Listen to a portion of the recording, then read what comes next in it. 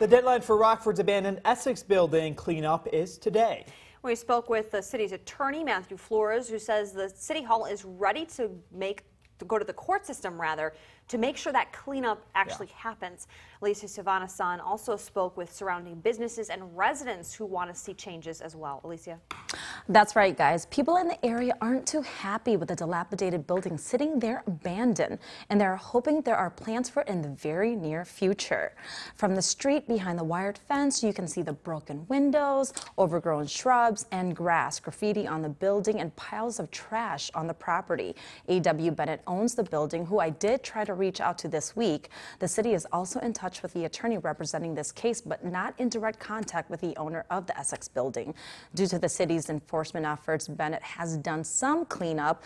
About 130 truckloads of debris have been removed from the property. Flores says their goal is to have the judge's order enforced so this is no longer an issue. For some residents and surrounding businesses, this is a problem since it impacts their neighborhood, whether it's the crime aspect that comes with the abandoned property or slowing down foot traffic. I stopped in Cherry Blossom Florist on that North Main corridor, and they want to see changes soon, especially with the latest efforts to revamp the area. Kind of makes this side of town look a little dilapidated, and so people are a little bit more cautious about coming over here. You always hear the typical, this is the west side of the river, this is the west side of Rockford, this is where the trouble is, and when we have huge abandoned lots like that, it just only increases people's caution about being in this area. A.W. Bennett agreed to pay $125,000 in fines accumulated since May of last year, but has only paid $50,000 so far. Assistant City Attorney Matthew Flores says no progress has been made on the property since last week. He plans to file a petition to hold Bennett in contempt of court.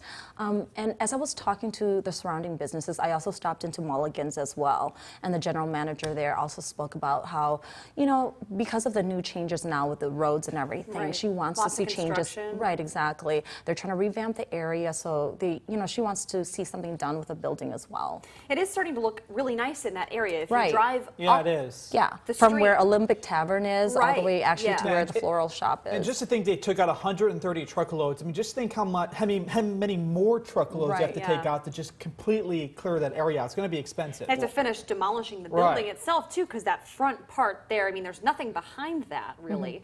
Well, just the before and after pictures, the attorney Matthew Flores, when he sent us pictures of the before and after, I mean, it was just amazing just to see what was cleared out already and still what's left behind. Wow. It's curious. I'm curious to know what the delay actually is, but I know the company has not actually commented. They haven't commented to us or to really anyone. No. So I'm just curious, maybe there's an actual issue that they're having to get it cleaned up. I'm curious to know. Yeah, so we'll have to find out a little bit later on tonight. Of course, we're going to be reporting on that, I should say. So we'll have all the information on our news at 5 and 6, and of course our website too. We do want to get to your morning mug club this morning. We are expanding off of our interactive question of the day. We want to know how you feel about the state expanding its medical marijuana program. Maybe you're totally against marijuana, or maybe you fully support full legalization everywhere. Maybe you fall somewhere in between. You can let us know your thoughts. Comment on our Morning Mug Club post, facebook.com/myeyewitnessnews for that. And you can also go to mystateline.com/interact to vote on that as well, whether you think that this is a good idea, bad idea, or if maybe there's a better way of doing it. There are some comments. Mike says, does it come with the bag of Doritos?